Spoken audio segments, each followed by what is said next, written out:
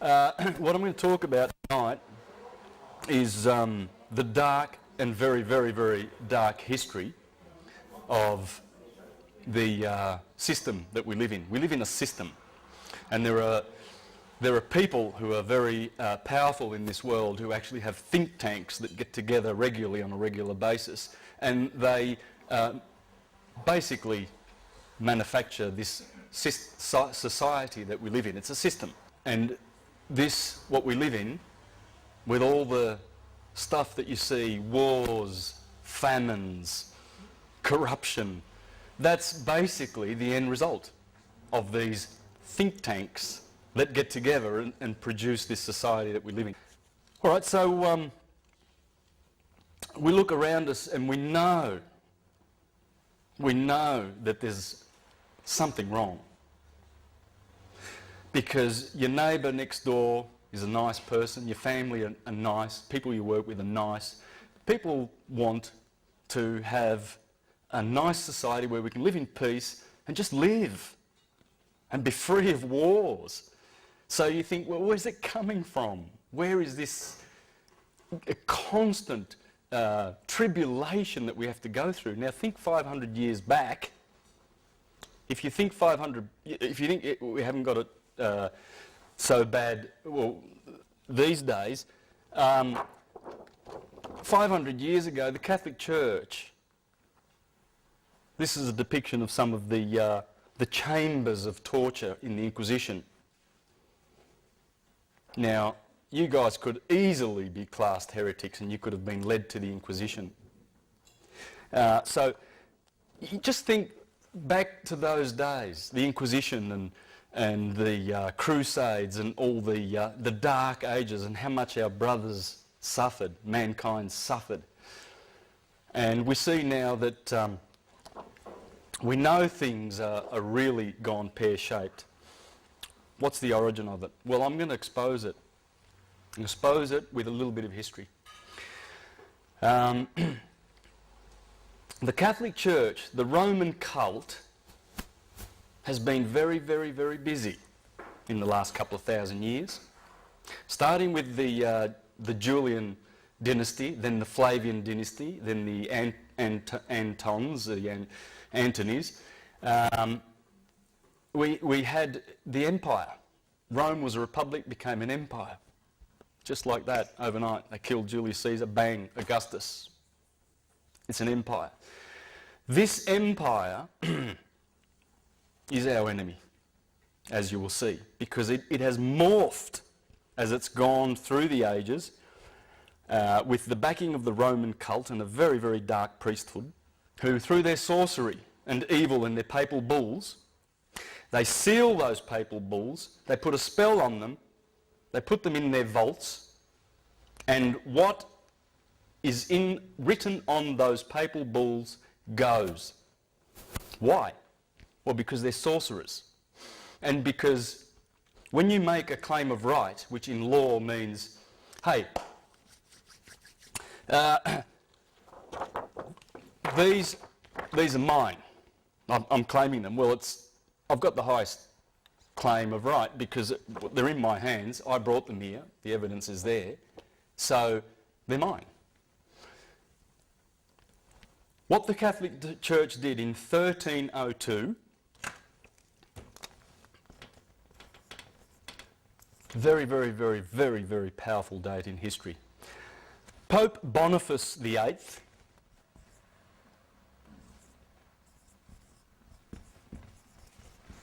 very similar to my name, by the way. My name's Bonacci, and that is, bon means good. Now get this, right? Face means to do in Latin. Do-gooder. This guy was a contemporary of Dante Alighieri. Dante Alighieri, who wrote Paradise, someone help me, the Divine Comedy. He condemned this guy to the bottommost parts of hell for how wicked Pope Boniface is, and you're going to see. This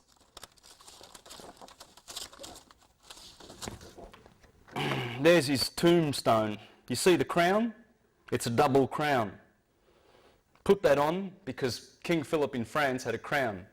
And Prince Philip was a nasty, nasty guy. He's the one who in 1307, get these dates, they destroyed the Knights Templar. They had to, because they were rivals. And they were doing things the right way, the original Knights Templar. That's when Philip and Clement, the Pope, after Boniface, they had Jacques de Molay in prison for 7 years. They smashed every bone in his body. They blinded him with hot irons, roasted his testicles in oil. They did everything to that man with their little devices. This is the sort of devices that the Roman cult has used for a long, long time, and they're still using them in a spiritual sense in the courts. And I'm going to show you this. The courts are run by these people. Everything that happens in court is ecclesiastical. Everything. I know a few of you know this, so it's not a surprise, but some of you may not. But what I'm teaching tonight, I only got an inkling of three years ago.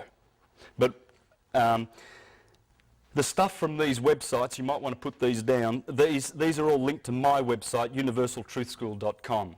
So if you've got a pen, you might want to write this down. I'm leaving this up for a bit. But most of the information that I'm telling you, you can source here. And it's Frank O'Collins in Sydney runs these.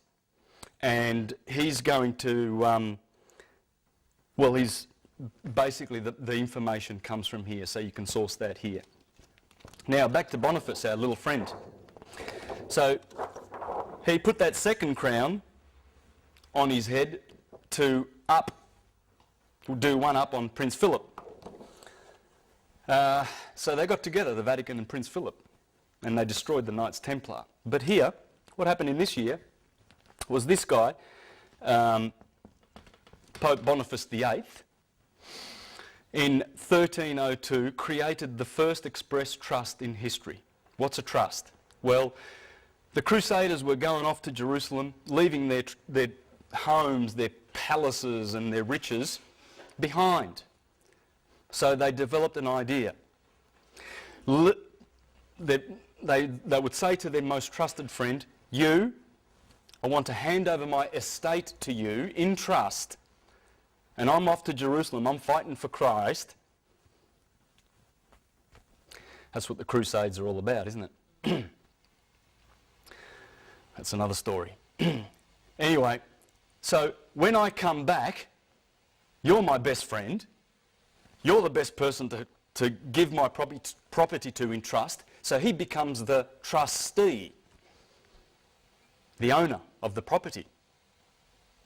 What would happen was some of these knights would come back, and the guy their best friend that they left these treasures with got used to the treasures and decided that they would keep them. And guess what?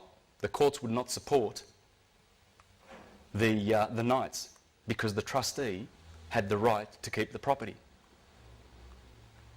That's how the trust started. It worked. They worked for most people, but for some of them, they didn't get their property back.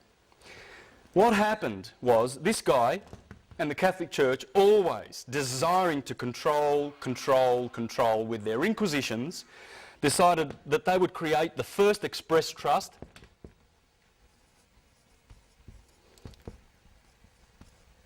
in history. All right, that trust is called Unum Sanctum.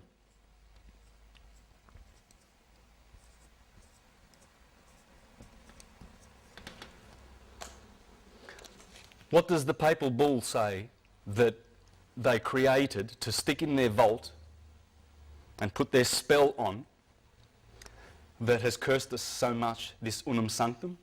It says that all the world and all the souls in it are ours. Remember the right of claim? This is mine. Well, a claim of right. They made a claim of right. They rocked up, sitting on top of the world, look around, seeing all these people sleeping, got all these gold in their vaults and all this power, and they said, we own the world. And so they do, because no one has challenged that. No one has challenged Unum Sanctum, this papal bull. It's in the vaults. And it's a curse on mankind, and I'll show you how. This was the first express trust in history. So they have claimed the whole world and all the souls therein. And you will see, by virtue of your birth certificate, that that is the title of your soul that they own in their registries. They have registered you. And that is the title to your soul. So what you're going to learn in the second half of this presentation with Serena is how to collapse those trusts, because it's the only way to get out of the system and claim your dominion as children of God, of the universe, and not as their slaves, as people lost at sea, incompetent, because that's how they consider you when you walk into court, an incompetent, dead, with no soul, because they own it. And those black judges who are priests of Baal, they are ecclesiastical. And I'll show you that after we go through a little bit more history. This is painful history, because if anyone of you have done their history and read a lot, you know, like through the Dark Ages, you'll know how much humanity suffered. Do you remember the Huguenots in France, the Lollards in Scotland, the Collegiants, the Socinians, the Anabaptists, the Waldenses? They started around this time and everything. These guys started the Inquisition at that time because people were waking up back then. But they killed that. Then 200 years later, the Renaissance, that came back through the Hermetic wisdom that they were drawing from Egypt via Hermes, the Hermetica, which created all the geniuses that have ever existed, because every genius has read the Hermetica, because that's where the Bible draws all of its inspiration from. Michelangelo, they were weaned on the Hermetica. What happened? Well, we're going to go through a bit of history to show how they came down on that awakening too. That Renaissance was squashed. This one ain't going to get squashed. This one, people are waking up. We shouldn't be angry about the evil that they represent. It's the fact that they are insane. They're insane. The elite families who control the Vatican and who are behind this corporation, and it's the corporation of the Apostle Peter, because Constantine, we can go earlier than this, we can go to 325, Constantine the Great. Supposedly, hundreds of years later, they found Constantine's donation. And that donation was written to his Pope Sylvester, to his... Constantine was, of course, the emperor. The Pope was Sylvester. And apparently Constantine says to Sylvester in this document, St. Peter is the apostle of Jesus, that Jesus gave the kingdom of this earth to, therefore we're going to claim taxes based on that, on the donation of Constantine. We're paying taxes because of that fictional document, guys. All taxes to Rome. And the elite families, the insane Khazarian and Venetian black nobility families, just like the Saxe-Coburg-Gothas, that the Windsor family, false name. These are the black nobility family. Bankers, bullion brokers. There's a book called Babylon's Bankers. There's a chapter in there called Monotheism, Military, Money, and Monotheism. Military, money, monarchies. He has exposed that this gathering, this cabal, they can't work separate from each other. A lot of people, when they see this pyramid of control, and they put the Queen on the top, and the Zionists, and the Freemasons, don't understand that the Vatican and the Jesuits and the Superior General of the Jesuits actually sit on top, behind the scenes, but they work together. Then they have, that's the crown and then they have, that's the crown and the elite, insane families of the world who think they have better blood than the rest. And they have their think tanks. Then they have their financial control system, world resource control, world population control, and there's a little sheep down the bottom called debt slaves. We're all indebted. And we all bleed financially because they're taxing your wage. You go to work and you get taxed. Half of it goes to the government. We'll get into that a bit later. Okay, in 1455, we have a testamentary trust created. The first testamentary trust in history. That was Nicholas V, Pope Nicholas V, 1455. This was, bear in mind at the time, it's only like 20 or 30 years before Christopher Columbus sailed off to discover the Americas, right? This trust, this testamentary trust, which conveyed all of this property that the Vatican claimed, the whole world, they conveyed it into this trust. It's the trust that claims all your real estate. You know those titles you have? You don't own it. You own nothing. You do not own a thing. Well, you can't anyway. They're molecules. They belong to the universe, for a start. But the Vatican knows this. They know you can't own things. You can have right of use. That's all that that title means. You will never own it. Never in this system. In this system, I mean, which is about to end. This one is called Romanus Pontifex.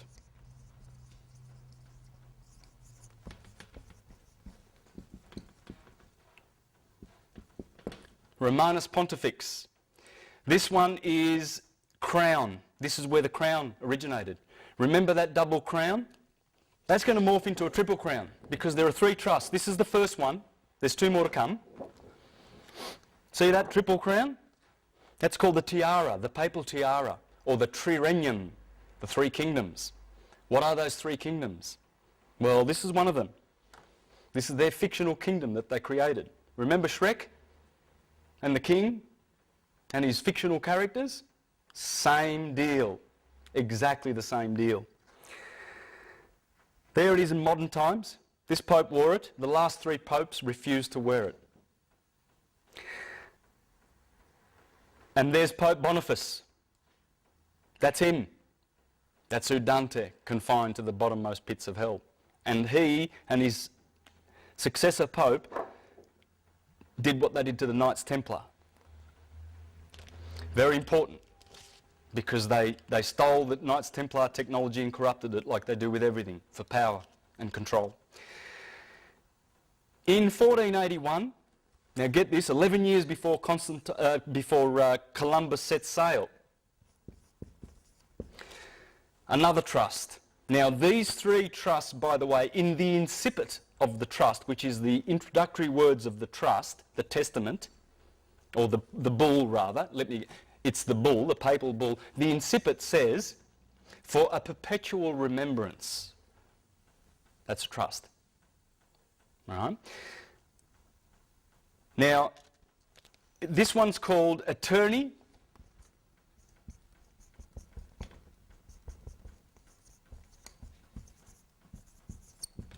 Attorney A-E, that's an A, excuse my writing.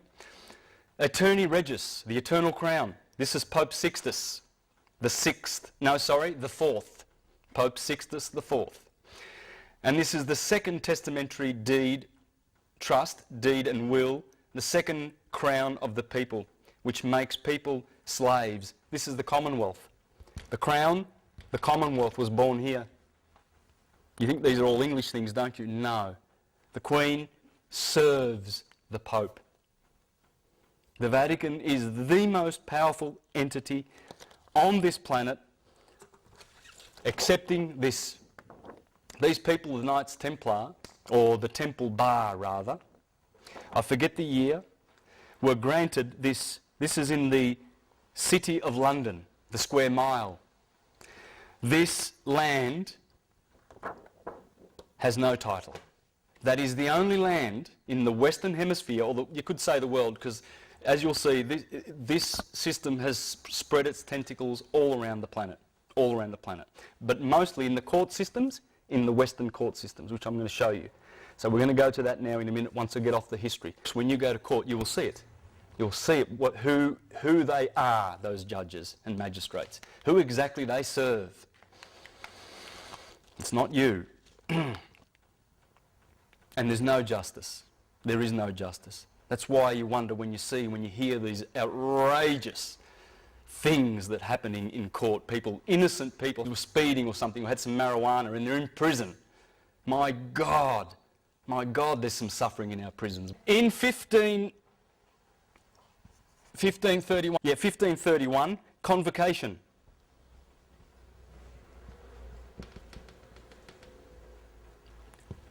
The third trust. This one takes away your real estate. When you register with your birth certificate, that number is the number of these three Cestui Que Vie trusts. Learn this word.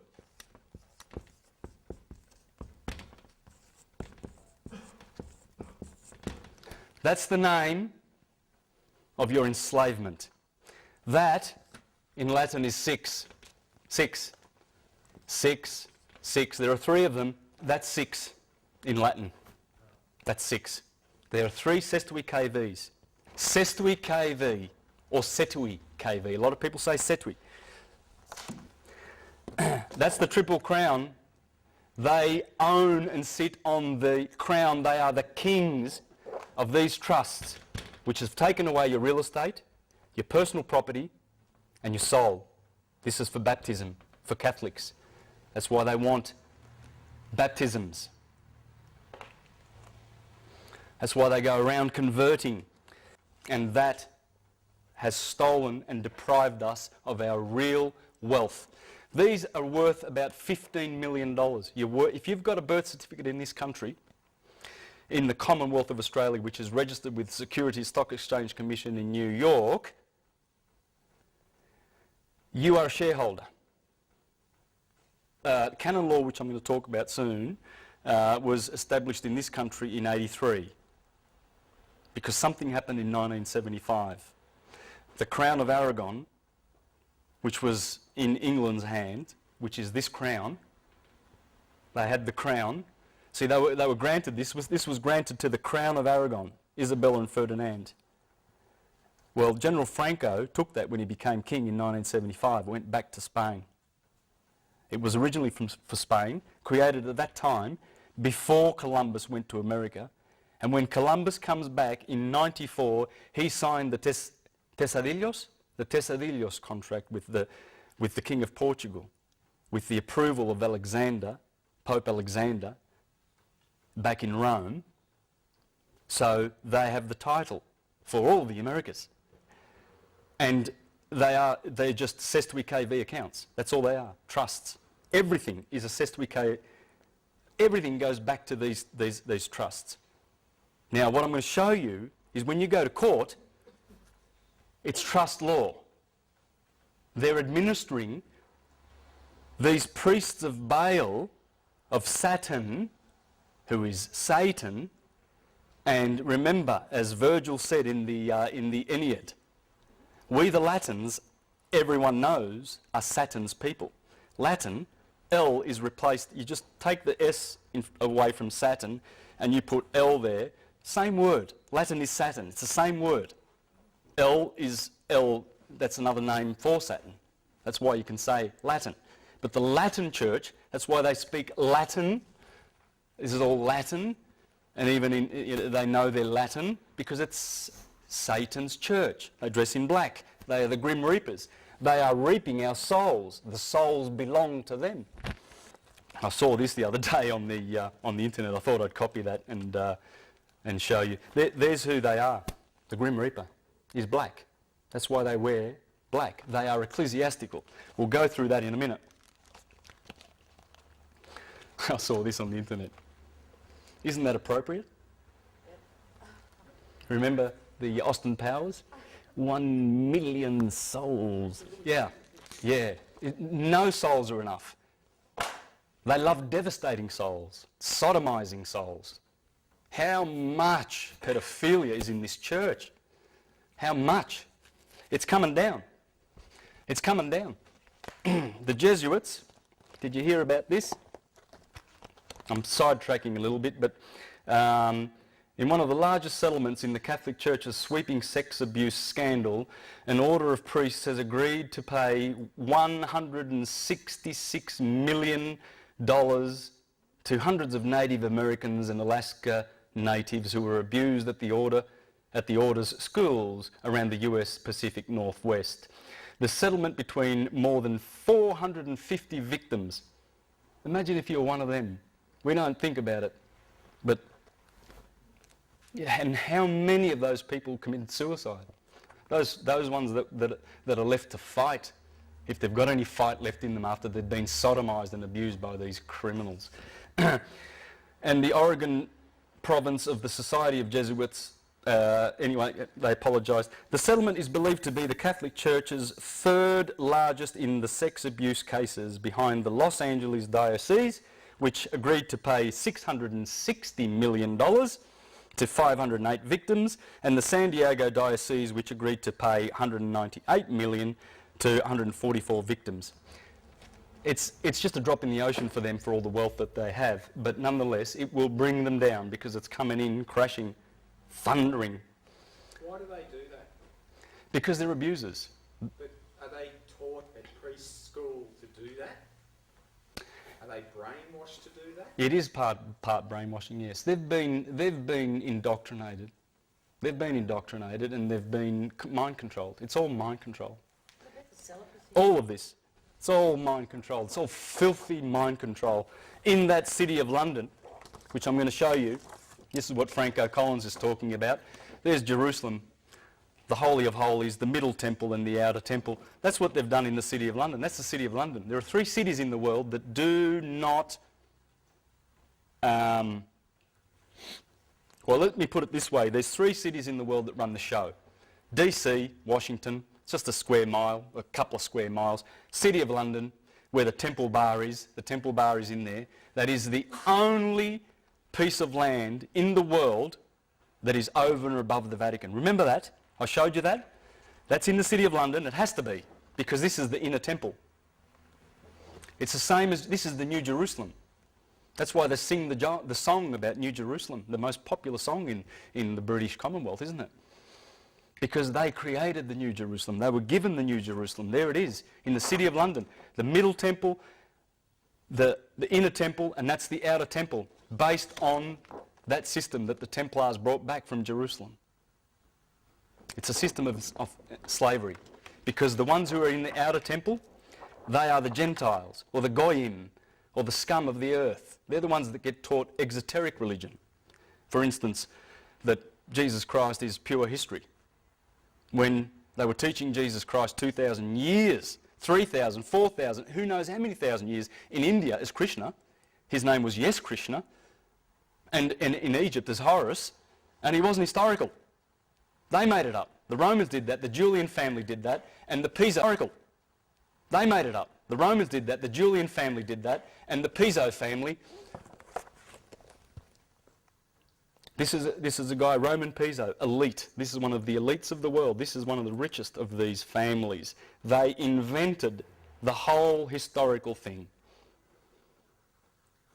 and put it into the Bible so that it would appear to be history, so that they could keep people in the outer temple and then enslave them. This is the New Jerusalem, guys, that has enslaved us. And that's why the judges refuse to have any kind of conscience and any kind of love and any kind of justice in their courts. They know they've got no right to send little boys into the prison. Why do they send them to prison? Because they're getting commissions. They get $160,000 because they create what's called a constructive trust. When you go to court, they make a constructive trust. And you're going in as the beneficiary of the trust, of the Sestwi KV trust, that has stolen all of your wealth, all of it. You have nothing until we collapse the trust, and that's what Serena's going to be doing in the second half. She's going to teach how to collapse these trusts. This is the 666, the mark of the beast, the mark of the fool. Because if you're foolish enough as a parent to say, oh, there's my little boy, he's born, and the government says you've got to register him, and, oh, well, we'll inform, the hospitals get $2,000 fee, spot fee, for registering you. That's why the nurses there are you going to register him? Yes, register. What does register mean? Well, I know what that means. That means king. You're giving over to the king. All capitals is a fiction. It's a corporation. And it's connected to this. This is why a lot of people go to court and don't understand why they lose. They don't understand what's going on, the jargon. Well, you're going to get that. You're going to get that now. First, I want to show you a couple of pictures. That is 1968. That's the Pope. That's Pope Pius IX. That's an army. This is a picture that the Vatican would not like you to see. Comes out of Tony Bushby's book. He's another Australian who's written a lot about the Vatican, the papal billions. That is 1571, I believe. I don't have the information for that. I forget who was the famous painter. I think that's the Bay of Naples. There's 200 warships there. Do you know who owns those warships? They're on their way to fight against Turkey in 1571, an inquisition, a crusade. That's the Pope's. Look at those ships. That's only a part of the Navy. That has morphed into the US Navy, the Pentagon. They're still doing it. The Inquisition's on, man. It's George Bush and his buddies. They're going for the Pope. That's a sheriff. That's a New South Wales sheriff. That cross is their ecclesiastical duties. They are officers of the Inquisition. This is an officer of the Inquisition, people. He's telling you.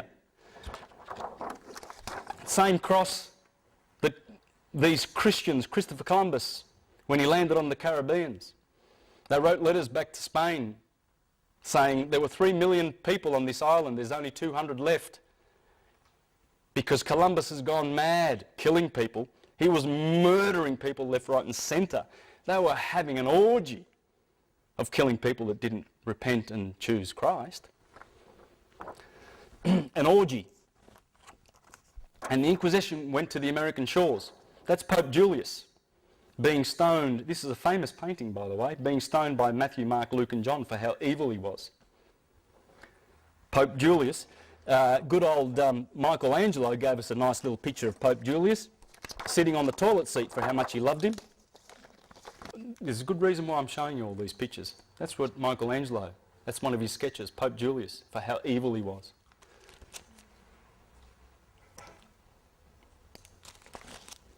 That is a flyer that was going around in 1501 for the same Pope, saying that he was from the devil and from Satan. Because why? Because they are. Look at them now. See those SS officers and the Vatican? Look at them blessing the killers, training them in mind control. Go, the Sestui KV accounts need to be charged up, we need money. Look at how eager this Orthodox bastard is. He's so eager to bless them. Go. He'll stay at home, eating his bread and cheese and champagne and caviar. Yeah, no worries. Look at that. That's a famous picture. There you go. Pope Pacelli.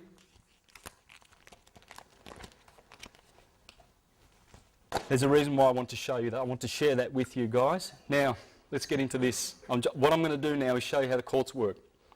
It's all ecclesiastical. Okay, and this is very sad, but we need to know this. It's cruel. It's absolutely cruel, the poor young boys that go in to court with a lawyer. The lawyer's working for the Sestui KV accounts. The prosecution is, the clerk is, and the judge is. And you bring a lawyer with you to prove that you're a ward of the state, that you're lost at sea. So you need a Sestui KV account, someone to manage all your wealth. They've stolen it. A court room. So let's make a little courtroom here. We've got the judge here, we've got the clerk over here, and you and the prosecution, okay? Every trust has a trustee, a executor, and a beneficiary.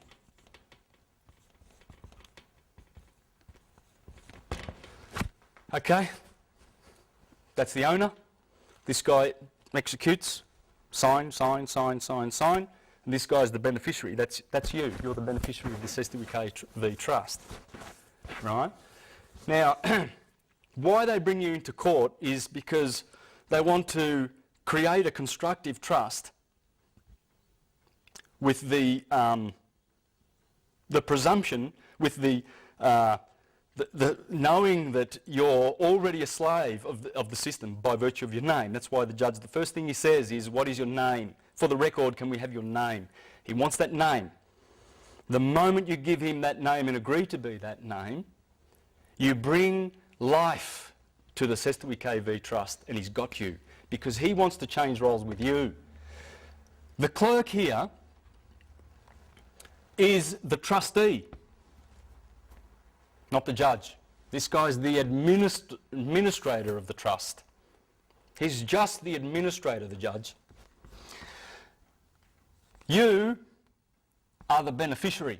This guy, the prosecution, I should have put the prosecution inside the circle, is executor. I think I've confused that, but it doesn't matter.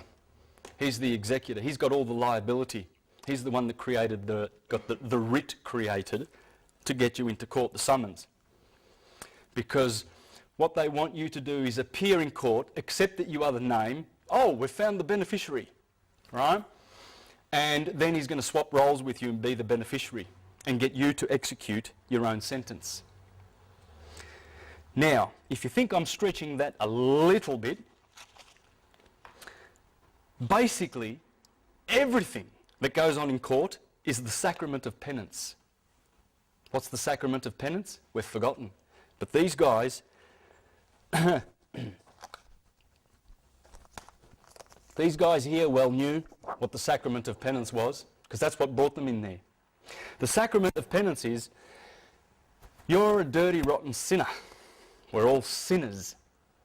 Sin. But God's merciful. Oh, he's lovely. He forgives. So you've got this treasury of credits up there in heaven. What we're going to do is we're going to administer those credits. We're going to administer them, and it's penance. And you pay. And the system works on the confession. It's all the confession. You go to court to confess your sins and pay for them. That's penance. Every single thing in court runs as a church does, and confession, and you go in there to confess and accuse yourself. Penance is a sacrament in the new law instituted by Christ, in which forgiveness, this comes from the Catholic Church. Have a listen to this. This is from I've just ripped this off the Catholic Wiki Encyclopedia on the net last night. Of the new law instituted, penance is a sacrament of the new law instituted by Christ, in which forgiveness of sins committed after baptism is granted through the priest's absolution to those who with true sorrow confess their sins and promise to satisfy for the same. It is called a sacrament, not simply a function of ceremony, because it is an outward sign instituted by Christ to impart grace to the soul. As an outward sign, it comprises the actions of the penitent in presenting himself to the priest and accusing himself of his sins, and the actions of the priest in pronouncing absolution and imposing satisfaction. The whole procedure is usually called, from one of its parts, confession. That's what you're doing when you go to court. I'll show you this. Yeah, it's all in the wording. It's still there. It's in the wording. Look at the words and there it is. You watch. Because it is a judicial process in which the penitent is at once the accuser, the person accused, and the witness. Remember this, because that's how the Inquisition ran, and that's how courts work. It's exactly the same thing. It's morphed, but it hasn't changed in its nature. So you become the person accused, the accuser, and the witness. They're saying it. While the priest pronounces judgment and sentence. The judge. The grace conferred is deliverance from guilt and sin, and in the case of mortal sin, from its eternal punishment, hence also reconciliation with God, justification. That's the sentence.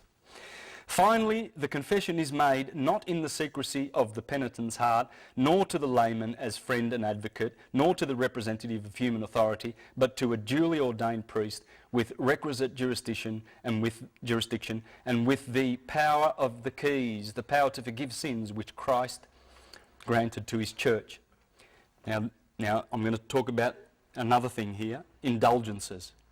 Remember I mentioned those from the same encyclopedia. In Catholic theology, an indulgence is the full or partial remission of temporal punishment due for sins which have already been forgiven. Of course, God forgives, but you're a sinner, and we'll manage that for you.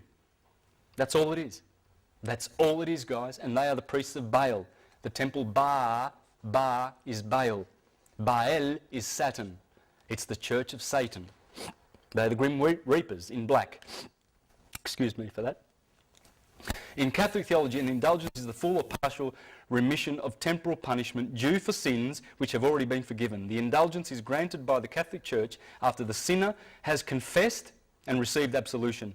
The belief is that indulgences draw on the treasury of merit accumulated by Christ's abundantly meritorious sacrifice on the cross and the virtues and penances of the saints. They are granted for specific good works and prayers. They've monetized sin. And this was developed by the Jesuits in the 1500s with the backing of the Venetians who created the Jesuits. The Jesuits rule the world. They do. A court is an oratory. That's where you confess. Just look at these words. Have a look at these words. A clerk. What's a clerk? What does it sound like?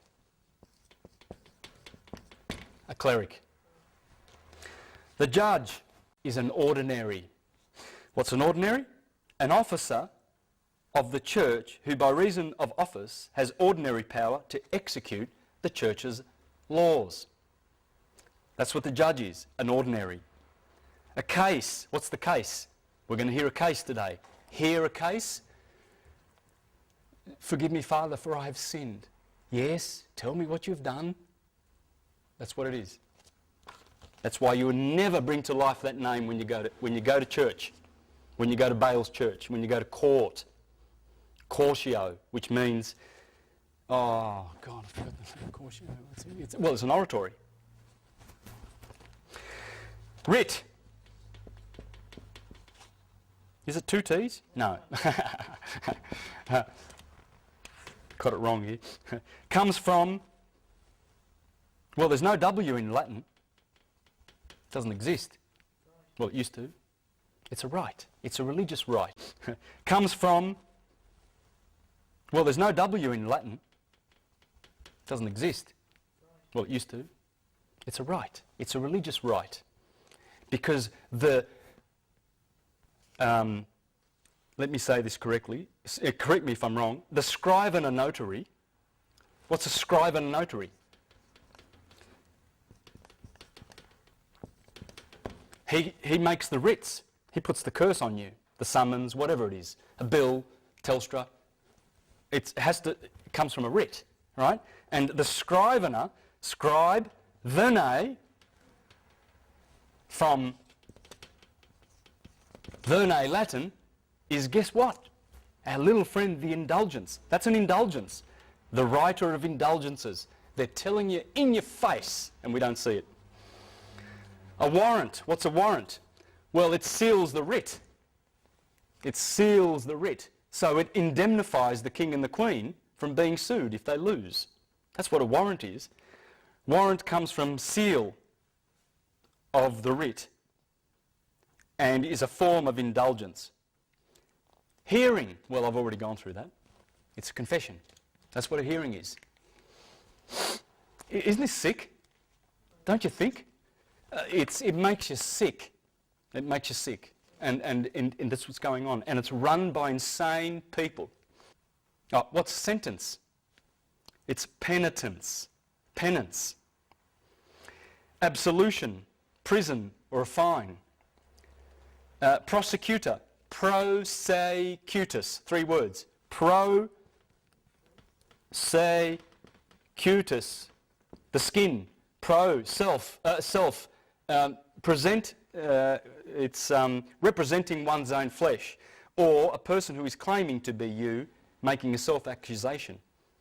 So those warrants that come to your house or whatever, they are prosecuting you, right? So they're claiming to be you. They're just using that name on the trust. Attorney, turn over. Attorney tells you, I turn you over. That's what it means. You bring an attorney with you. Thanks, mate. Yeah, you help me. Come on, man. Let's go and see the judge. And tell him what to say. You tell him, and guess what? You find yourself in prison and you look at your attorney and he goes, well, I tried, I said, they work for the same guy. They're all getting commissions.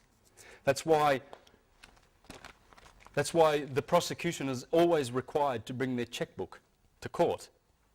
Because if they can't get you to swap roles with him, you become the trustee, he becomes the beneficiary, and get you to prosecute your own sentence. If they can't do that, they bear the liability. They're going surety for it. They're prosecuting.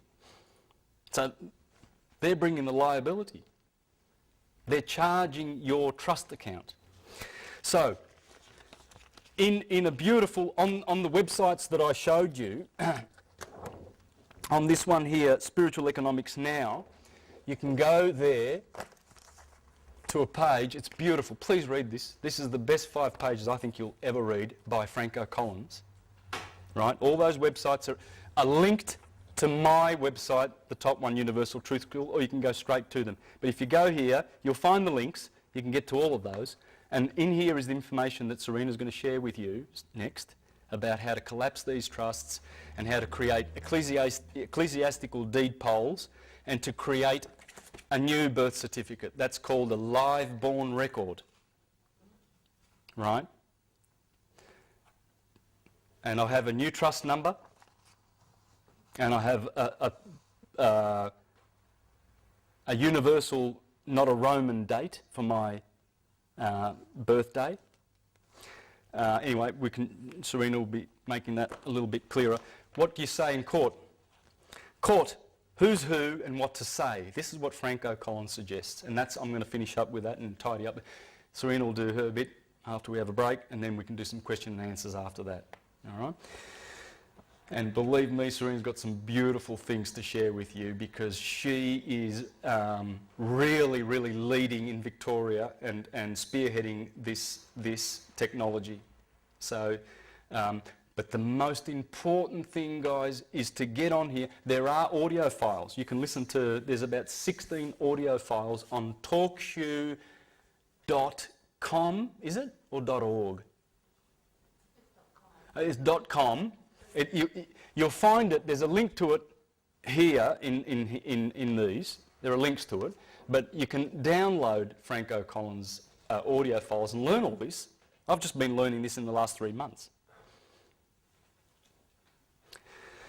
This is what to say. We all know from our indoctrination, programming and schooling that judges are impartial and have sworn an oath to this effect. This means he must not favour either plaintiff or defendant, but our experience reveals that he does indeed favour the plaintiff, indicating a glaring conflict of interest. That the prosecutor, judge and clerk all work for the state, the owner of the Sestwi KV Trust. So, as the case is not about justice, it is about administration of a trust. They all represent the trust owned by the state, and if we are beneficiary, the only 2 positions left are trustee and executor. There's only 3 positions connected to these trusts. And the state, the Vatican, owns them. So if you detect the judge's impartiality, although I doubt the case will get this far, you might want to let him know that you know this. If you consider court as entertainment, and if you can stand the evil emanating from its officers, the fear, the angst, oozing from the walls and the treacherous atmosphere, then go. Knowing that under trust law, we cannot be trustee or executor of a trust, while being beneficiary, as that would be a conflict. The position of beneficiary may lack clout, but the other positions hold liability. Remember, he brings the writ, he brings the case to court, the hearing. Come and confess, you've been accused. Talk to the judge, tell him what you talk to the priest of Baal, he's dressed in black there all for you, monetising sin, pay, because what they do is they dip in to our Cestui KV accounts because they've got our numbers. There's 3 numbers: birth certificate number, tax file number, and social security number. They are the 3 major numbers. There are other numbers. They're the numbers that follow you around all your life for 75 years. That's why they demand that you retire before 75, because these birth certificates, they only run 75 years. Because it's all about banking. This is also about banking, guys. Libya is one of only 4 or 5 nations on earth that still own their dollar. Thank you very much. Say no more. The Rothschilds, they want their banks, they want these Cestui KVs going, 666, the mark of the beast. They want it all around the world, and they think they're going to bring in a new world order. This is the new world order.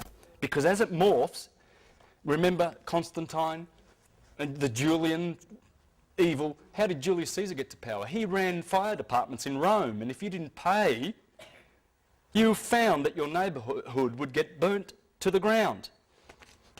That's how he got into power. It's mafia. It's all mafia. It's all, look, there you go. Beautiful couple, aren't they? That is the king of pedophiles. That is the queen of pirates. They've been running the Hudson Bay Company and the East India Company, selling drugs to the Chinese. They're pirates. They ran the pirates. She's the queen of pirates. They hire mercenaries.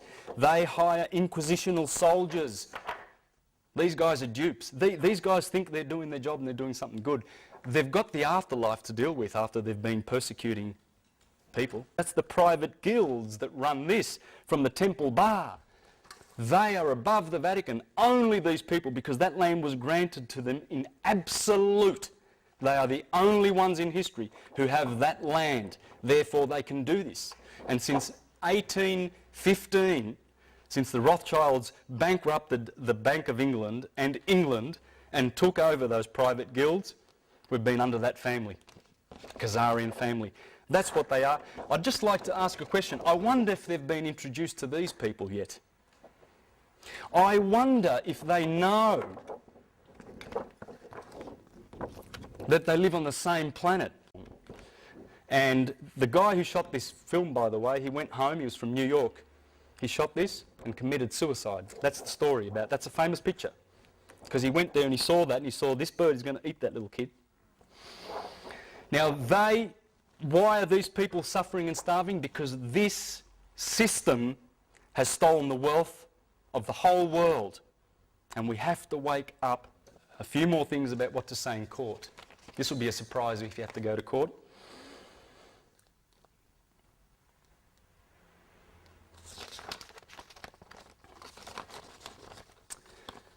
When the name of the trust, example John Doe, is called by the judge ACCA administrator, ACCA trustee, you can stand and ask, are you saying that the trust which we are now administering is the John Doe Trust, Your Honour? And you watch him turn white. The moment you, what's the word? In the moment you just show an inkling of that knowledge, because they are hiding this fact, they are denying that they're operating trust law.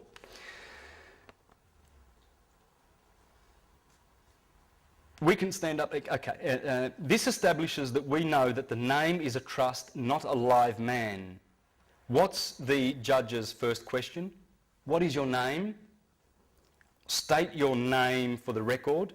We must be very careful not to identify with the name of the trust, because doing so makes us the trustee. What does this tell you about the judge? If we know that the judge is the trustee, then we know that the judge is the name. but only for this particular constructive trust, which is the case. Prosecution, it's a hearing, it's in the Inquisition.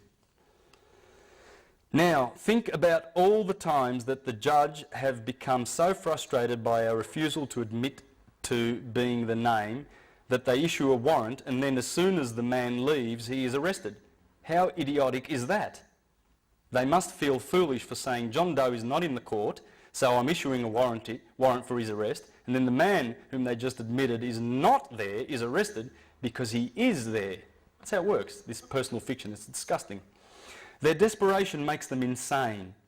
They must get us to admit to being the name or they pay. Remember, he's got to bring his checkbook along, man, because he has to pay if he fails to shift the liability over to us, and we prosecute and we sign. We execute our own sentence.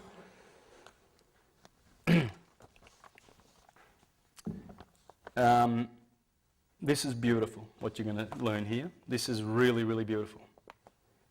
They're desperate. They must get us to admit to being the name or they pay, and we must not accept their coercion or we pay.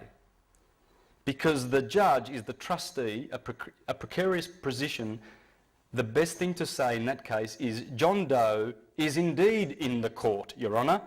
Point to the judge, it is you as trustee. You are John Doe today, aren't you? Why not? Why not? We have dominion. We are men and women. We're not persons. We're not. We can't keep going with the fiction. Why? Why would you? It's insane. During their frustration over not admitting to being a trust name, the trustee and or executor of the trust, we ought to ask who they are. Before we go any further, I need to know who you are. Address the clerk of the court. The trustee for the Cestui KV Trust owned by the state province. Are you the Cestui KV trustee who has appointed this judge as a trustee for the Cestui KV Trust owned by the state province? Are you the Cestui KV trustee who has appointed this judge as administrator and trustee of the constructive trust case? Number. Did you also appoint the prosecutor as executor? Did you also appoint the prosecutor as executor of this constructive trust? Then point to the judge. So you are the trustee, then point to the prosecutor. You are the executor, are you not? And I'm the beneficiary. So now we know who's who, and as beneficiary, I authorise you to handle the accounting and dissolve this constructive trust. We have the power to do that. Dissolve this hearing. I don't want to accuse. I'm not into sin. I'm divine. I'm from heaven. One heaven. I'm a spirit. I'm not the dead. This is what they consider us. This is how they do it. Lost at sea, abandoned, filial, minor or incompetent, ward of the state, etc. Because that's why they made the trusts. They made them for a ward of the state. There's someone who's incompetent, you know, like if someone's, say like a very severely mentally handicapped person and his parents die and his uncle steps in and says, "Oi, yeah, I'll look after him, everything's in trust," and because he loves him and he takes care of him. The word deed comes from the word deed. Yes. Yeah, I went through some words, didn't I? That was just a bunch of words, guys. It's all there. Look, you'll see it. It's the Inquisition. I'll just finish up this. I now claim my body, so I am collapsing the Cestui KV Trust, which you have charged, as there is no value in it. You have committed fraud against all laws. Likely, we will not get to hear that before the judge will order case dismissed. Or even more likely, the PE, as he clings tightly to his checkbook, will call, "We withdraw the charges." You watch it and see it happen, guys. Does it really work? You know, Yes. Oh, yes. There's hundreds and thousands of people doing this and doing it. There's a video clip on remember this, loveforlife.org. Com, do you know that one? Go to it. Have a look at this guy, and in 5 minutes, the judge has walked out the door. Why does the judge walk out and have a recess? Do you know why? I'll just finish off with this really quickly. 3 forms of law in the court. When you go to court and the magistrates, you get UCC. First up, commercial law. They can only fine you here. You can only get a fine. When the judge has a recess, he's not telling you what he's doing. He's changing the form of law. And you can go to prison in canon law. That's the Vatican. That's canon law. It's not common law. It's admiralty law. Admiralty law. This is the second form of law. This is the first one. The third is Talmudic.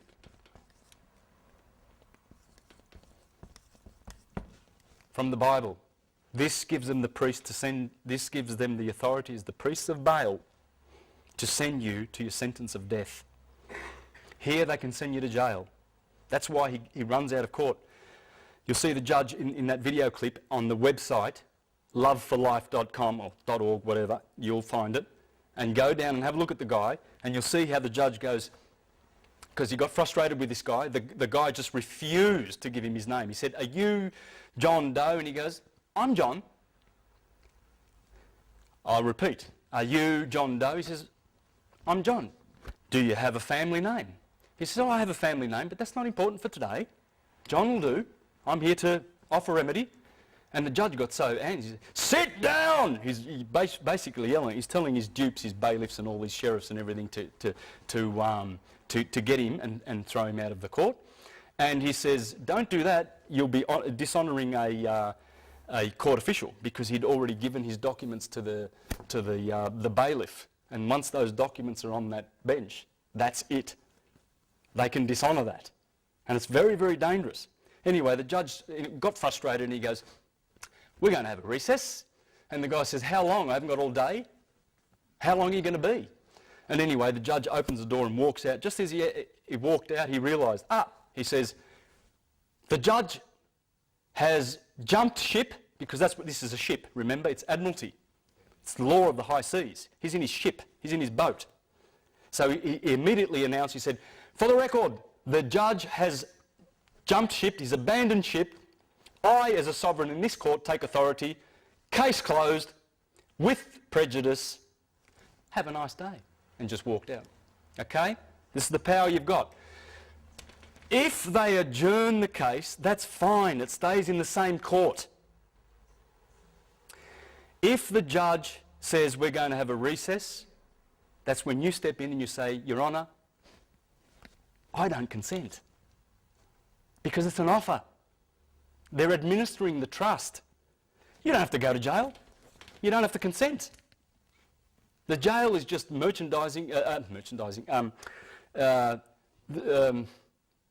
warehouse where they put the goods, where they store the goods. That's all it is. You're just the goods, because you are their goods. So that's the power you have. You don't consent. And you can always relay to the judge that if you want to have an appeal, if you say to the judge, "I seek an appeal for I seek leave for an interlocutory appeal on a matter of law," remember that sentence, "I seek leave for an interlocutory appeal on a matter of law," if you say that, then the judge is going to be very, very reluctant to let you go to appeal, because then he misses out on his commission. It's all about commissions. They're getting paid and they're addicted to the payments that come from it. The thing is about honour.